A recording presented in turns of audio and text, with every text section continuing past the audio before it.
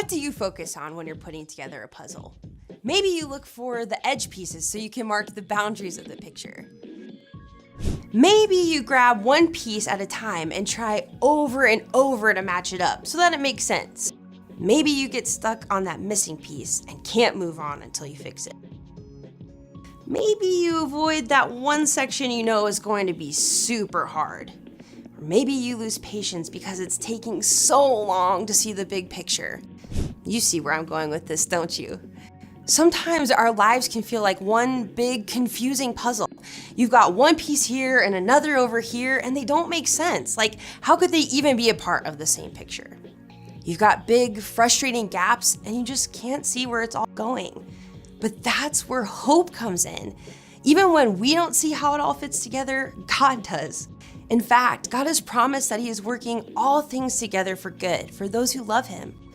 Every single thing in your life has a place. Even that really weird piece fits somewhere. Yes. And even if your life feels like this right now, in the end, God will make everything right. We'll see how even the most confusing pieces fit together to form something amazing and beautiful. And because we know that God can see the big picture and is always at work, we know hope is alive. And when we choose hope, even in the darkest moments, others can see God at work. That's why hope is an amazing way to worship God with your life. Because worship is about more than just singing loud. It's all about living loud.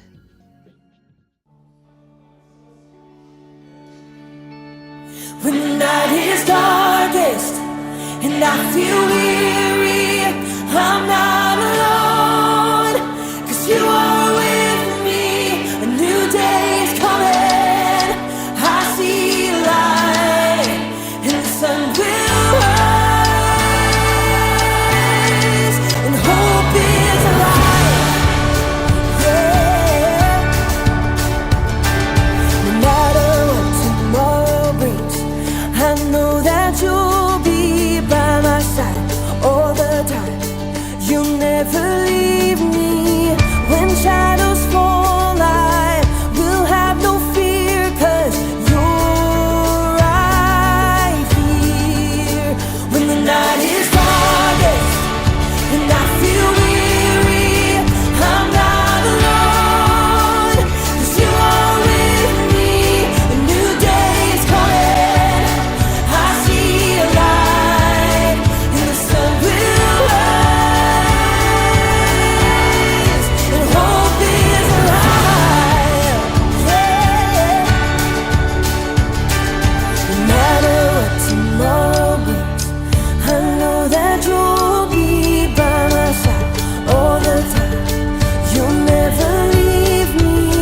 When shadows fall, I will have no fear, 'cause you're right here. When the night is darkest and I feel weary, I'm not alone, 'cause you are with me. A new day is coming, I see light, and the sun will rise, and hope is alive.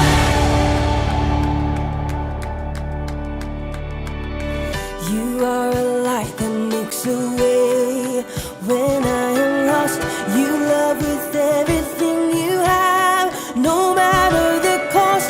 You are my hope, and I will trust you with all my life. You are a light that makes a way when I am lost. You love with everything you have, no matter the cost. You are my hope, and I will trust you with all my life, yeah. When the night is darkest and I feel weary, I'm not alone, 'cause you are with me. A new day is coming,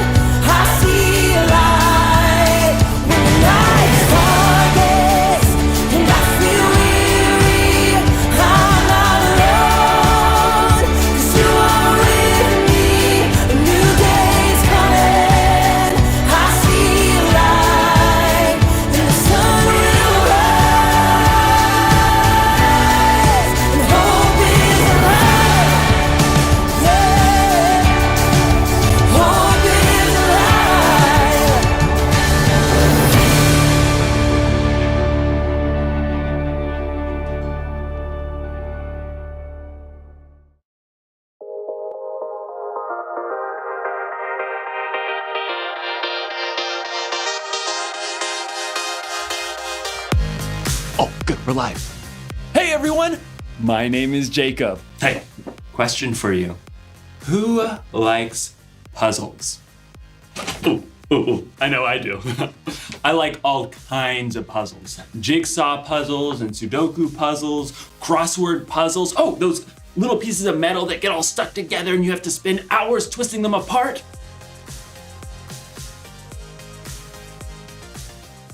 Yes!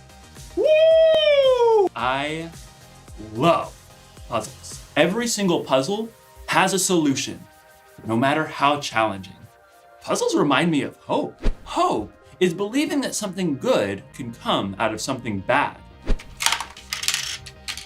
You see, sometimes life can feel like a puzzle, kind of like you're trapped in a maze.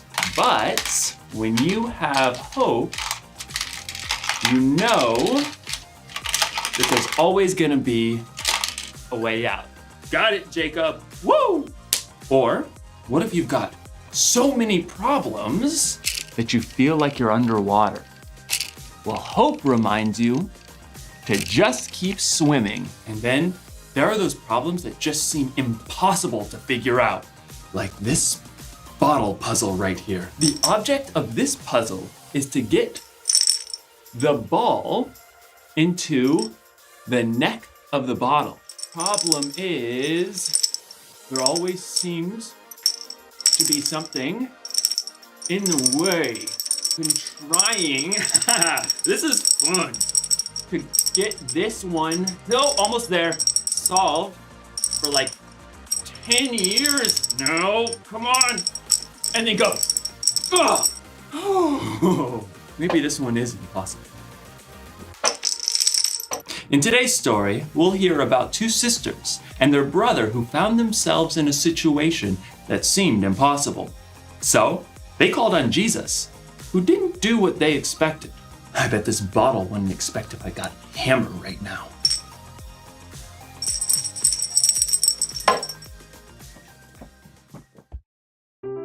The Bible. It's 66 books of history, stories, letters, and poetry that fit together to form God's one big story. The epic adventure of how He created us and loves us so much that He made a way to rescue us. As we travel through the Bible, from Genesis to Revelation, we discover people who met God and found their lives changed forever. Now, for an amazing story, inspired by the book of John, chapter 11, verses 1 through 45. Though Jesus had no home of his own when he began to travel and teach, there were a few places that he frequently stayed at. One was the home of Mary, Martha, and Lazarus. Come in. We want to hear everything. Stay as long as you like. Mary, Martha, and Lazarus lived in the town of Bethany, just outside of Jerusalem. But the last time that Jesus had been in Jerusalem, it didn't end so well with the religious leaders. My sheep listen to my voice. My Father who has given them to me is greater than anyone. I and the Father are one. He just claimed to be God. What an evil thing to say. The leaders actually picked up stones, threatening to kill Jesus.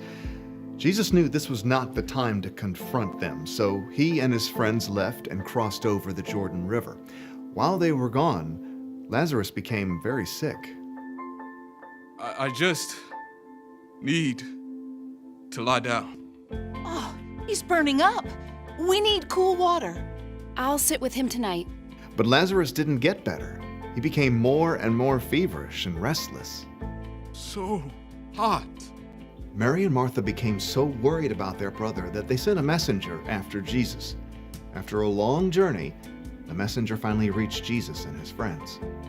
Martha and Mary say, "Lord, the one you love is sick." Jesus turned to his friends. This sickness will not end in death. No, it is for God's glory. God's Son will receive glory because of it. Perhaps Jesus' friends thought he would just heal Lazarus from a distance, but 2 days later, Jesus told his friends, Lazarus is dead. Wait, what? For your benefit, I am glad I was not there. Now you will believe. But let us go to him. Even though the religious leaders had tried to kill Jesus in Jerusalem, he chose to return for the sake of his friend. When Jesus and his friends at last neared Bethany, they were quickly spotted by the men and women who had come to comfort Lazarus' sisters. Martha, Mary, Jesus is here. If only he had come earlier. I have got some things to say to him. Martha leapt up and ran to meet Jesus outside the village. Lord, I wish you had been here. Then my brother would not have died. But I know that even now, God will give you anything you ask for. Your brother will rise again. I know, when people are raised from the dead on the last day. Martha, I am the resurrection and the life. Anyone who believes in me will live, even if they die. And whoever lives by believing in me will never die. Do you believe this? Yes, I believe you are the Messiah, the Son of God who is supposed to come. Jesus nodded and looked past her. Where is Mary? Martha raced back to get her sister. The teacher is here. He's asking for you. Mary couldn't stop her tears, but she got up and hurried to meet Jesus, followed by her family and friends. When she reached him, she fell at his feet. Lord, I wish you had been here. Then my brother would not have died. Jesus saw her tears and the deep grief of the others around her, and his own spirit became very sad. Where have you put him? Come and see, Lord.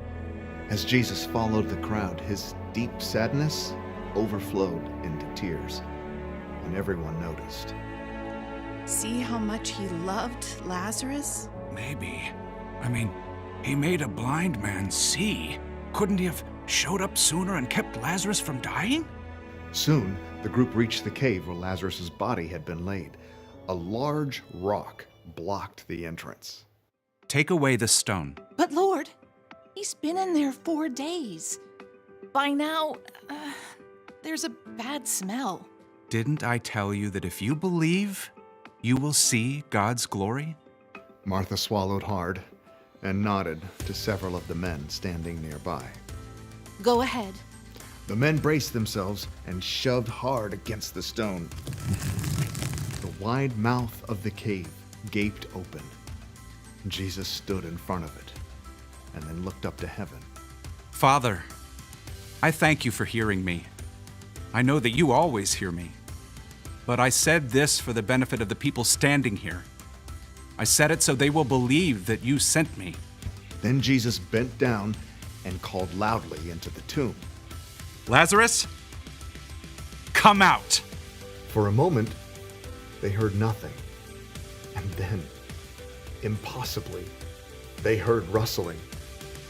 Lazarus stumbled out of the cave. Lazarus! Lazarus' face and body were still wrapped in strips of linen, but he was very much alive. Take off the burial clothes and let him go. Swiftly, Lazarus' friends and family unwrapped the strips of linen. Where am I? Jesus? Mary and Martha hugged their brother, laughing and crying. You're alive! You died. Jesus brought you back to life. Many of the people who had come to comfort Mary and Martha saw the incredible thing that Jesus has done, and so they believed in him.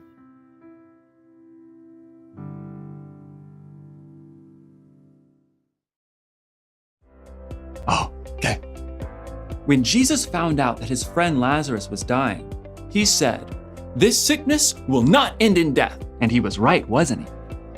When Lazarus died, it wasn't the end. After 4 days, God brought Lazarus back from the dead. Yes! Woo! And because of that, we can know just how powerful God is. God made something good come out of something bad. And you know what?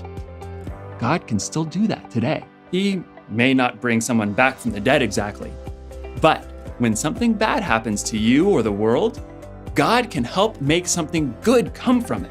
When you're having a hard time with a subject in school, it may feel like a maze. But God can help you stick with it and learn from the experience. When you have problems at home or in your family, they can get so bad that you feel like you're underwater. But remember that a very powerful God is with you through whatever you're going through. For us, a problem may seem like it's impossible, but for God, the solution is simple.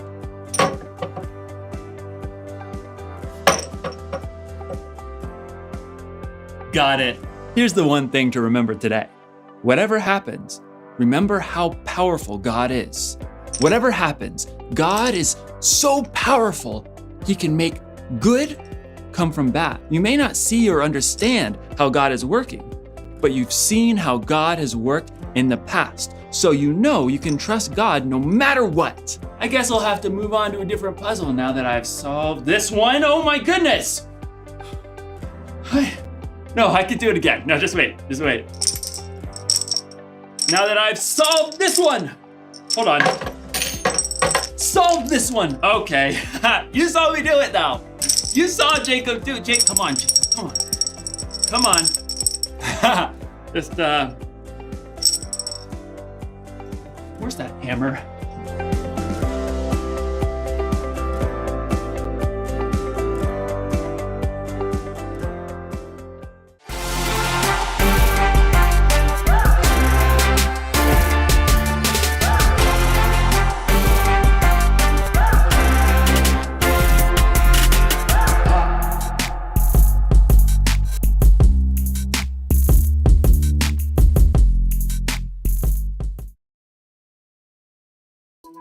I want to be rich. I want to be cool. I want to be pretty. I want to be successful. I want to be cool. I want to be powerful. I want to be rich. I want to be popular. I want to be clever. I want to be successful. I want to be pure. I want to be heartbroken. I want to be merciful. I want to be humble. I want to be hungry. I want to be gentle. I want to be a peacemaker. I want to be persecuted. Just be.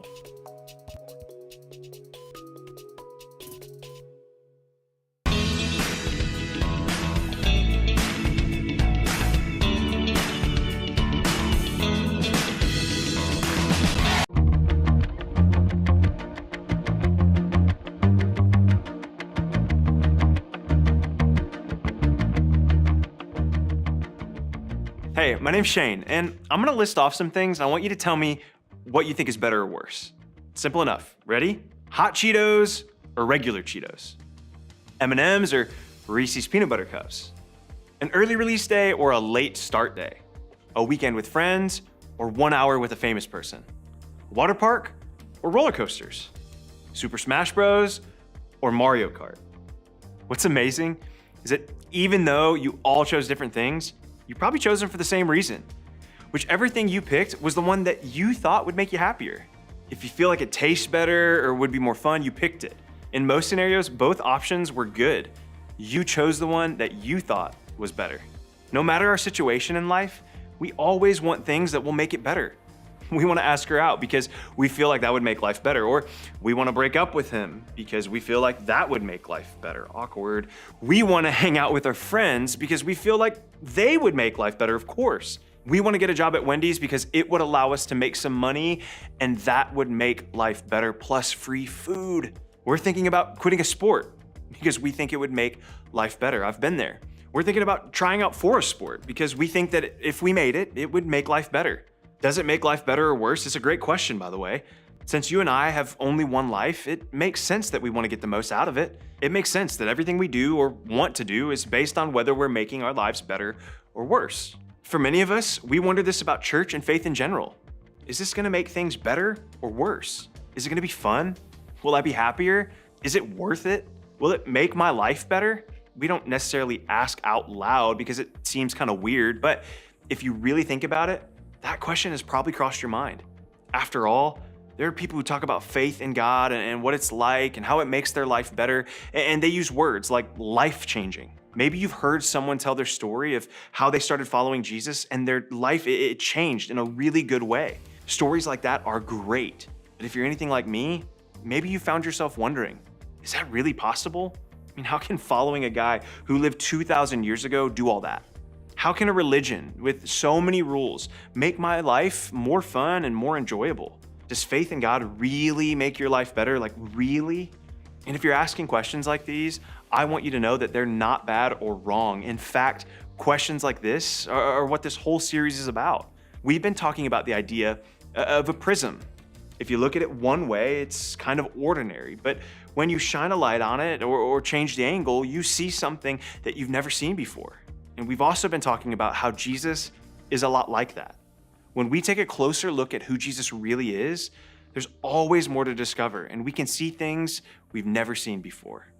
So, if you've ever wondered if following Jesus can really make your life better, you're not alone. In fact, for thousands of years, people have wondered what God is really like and whether following God is good or bad for their life. In fact, one of the reasons Jesus came to earth was to give us a better picture of what God is like. Then, when he showed up, what he taught and how he lived was different than anyone expected. And in his teachings, Jesus often used illustrations that were part of everyday life back then.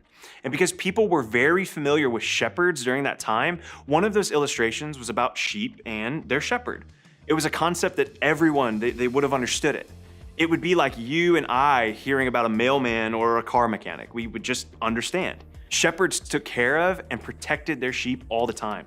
It was their job to make sure that their sheep were safe and in good shape. And in this particular teaching, Jesus refers to himself as the good shepherd and us as his sheep. He takes care of us. He moves us where we need to go and helps us rest in safety. It was a nice little word picture. Then, right in the middle of his teaching, Jesus makes a huge statement. Check it out. The thief comes only to steal and kill and destroy. To me, this feels really random. I mean, we were just talking about sheep. Sure, back then, thieves were a problem. It was a real thing that someone might steal or hurt your sheep. But Jesus is talking about himself as the good shepherd. How is a thief even a part of the conversation? Then Jesus continues, and it gets even more interesting. He goes on, he says, the thief comes only to steal and kill and destroy. I have come that they may have life and have it to the full. Jesus is making a point. He's showing the difference between him and a thief. This is why a thief shows up, to steal and kill and destroy. This is why I show up, to offer full life. In other words, you know what a thief is like, but that's not me. And honestly, it makes sense why Jesus would say that. The truth is, oftentimes we don't see Jesus as the good shepherd. Instead, we're tempted to see him more as a thief. We think that Jesus is all about stealing our fun, our experiences that make life fun. We think that following Jesus will kill our relationships and the time that we've taken to build them. We think that Jesus will destroy our personality and turn us into religious robots. We'll lose who we really are. We think that if we follow Jesus, our future will be stolen, killed, and destroyed. We'll have to give up on our dreams and give away everything that we really want and live a boring life. The point is this: when it comes to Jesus, we're all tempted to think he wants to take something away from us. Maybe that's why Jesus brought this up. He knew his followers would think something about him that wasn't true. So he takes a moment to make sure his audience has the right idea about who he is. Jesus is saying, I didn't show up to take away your life. That's what a thief does. And I'm no thief. I've shown up to make sure you have life. Not just any life, but in his words, he wants to give us life to the full. Jesus' goal isn't for us to have less of a life. He wants to give us more life and a better life. And that's so different than what many of us might think. Because somewhere along the way, maybe in church or maybe on social media, we got the idea that God wants to take away anything we want and anything that will make our lives good. And that's actually not true. So, does Jesus wanting us to have full life mean that we'll get everything we want, or everyone will want to date us, or we'll have 1 million friends, or it'll rain down Doritos from the sky? Please, Lord, we'll never get bored, or we'll never get our feelings hurt or feel pain? No, it doesn't mean that. But it does mean that we can trust that by following Jesus, he will lead us toward more of the things that we really want in life. Things like more fun. Maybe you've never thought of it this way, but did you know that God invented fun? God created the part of your brain that lights up when you're having a great time with your friends. Happiness and enjoyment were God's ideas. Jesus didn't just come to take away all of our opportunities to have a good time. Instead, he says, let me show you a way to live that brings more and bigger joy that doesn't fall apart because you had one bad day. A joy that's bigger than just the moment. The goal was never less fun, it was more. Or great relationships. The truth is, we all want solid, real friendships. Following Jesus can make you better at finding those kinds of friends and of being that kind of friend. God invented friendship and community. Ultimately, Jesus wants you to find more of the right kind of people and have better relationships with them. Or even personality. I mean, this is a big one. Somewhere we got the idea that Jesus wants to take away our personality or make us less interesting, but the opposite is actually true. Jesus wants to use the ways that we're different, including our unique gifts, our unique talents, and the unique way that he's wired us. The goal isn't to be like everyone else. It's to be more of who he created you to be. And even our hopes and dreams. I mean, what if Jesus doesn't want you to dream for less? What if he wants you to dream for more? What if Jesus has bigger dreams for you than even you do for yourself? What if he never tries to hold you back, but is trying to pull you toward a bigger, more full life, more fulfilling, more joyful life than you ever imagined? Jesus wants more for us than just giving us what we want right this minute. He's not a genie or a vending machine. He's deeper than that. He wants to lead us to more peace, joy, purpose, adventure, and community. More of the good stuff that makes life awesome and in ways we may not expect. I think that's what Jesus was getting at in the passage that we looked at today. He didn't come to steal or kill or destroy our lives. He came to help us have real life. Think of it this way. Because of Jesus, we can have life to the full. So how does this work? I mean, how do you find more, better, fuller life that Jesus talks about? I think it may be simpler than we think. For some of you, the first step is to say yes to Jesus for the first time. Maybe you've always thought that Jesus was angry or boring, or that following him means living a miserable life. Today, I'd like you to consider this question. What if that isn't true? What if there's another view of Jesus based on who he really is? What if there's a better view of Jesus that could change everything? What would it look like for you to say yes to someone who can change your life for the better? Because there may be more to him than you've ever thought possible.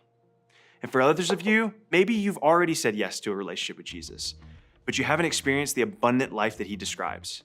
Maybe for you, it's time to say yes to the things that Jesus says yes to. As his followers, so much of what Jesus commands us benefits us and makes our lives better, just as it does for the people around us.